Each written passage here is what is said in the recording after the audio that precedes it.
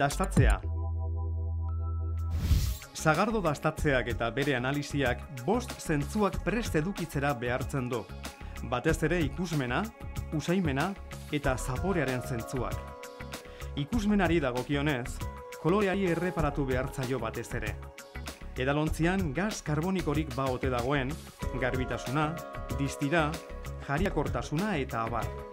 Sagardoa zerbitzatzen denean sortzen den apar artifizialak azkar eta erabat desagertu behar du.